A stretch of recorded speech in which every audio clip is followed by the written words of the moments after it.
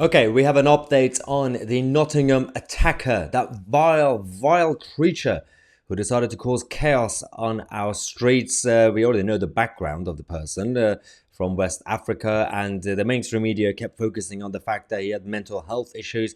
It's starting to sound like he's making excuses for this vile attack. But considering that we knew the background and the authorities, and this update is even worse because we discovered that our spooks and spies at MI5 knew who he was.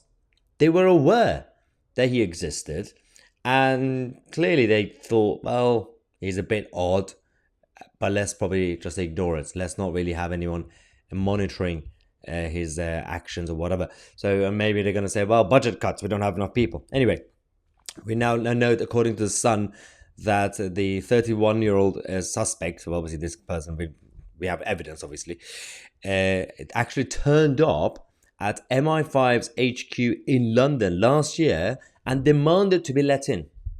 He literally tried to infiltrate MI5. So that's how they knew him, because he was literally outside the door last year at some point, like a crazy person trying to go in. And we got the images from the other day, unfortunately, in Nottingham. The man was moved on last year from the MI5's office, and his name was taken after that bizarre incident, understood to have taken place in the late August 2022, so last year, outside the super secure Thames House building. Now, a security source said to The Sun that he turned up one day and literally started banging on the door. He was moved on and logged. This happens from time to time. What do you mean this happens? Okay, well, clearly we got some issues in this country, but it's good that they logged it, right? And perhaps we're going to find out more, obviously, as the investigation continues. But if we find out that there were other incidents since then or before that the authorities knew about, then we're going to have to ask some serious questions. If not, then benefit of the doubt. You might just say, well, that's the only evidence they have of him being a bit crazy, right? Okay. Now, The Sun understands that his name then came up when spooks were searching for information in the wake of the fatal attack on Tuesday. Thames House was built in Millbank. Yeah, that's the kind of the details of the actual building.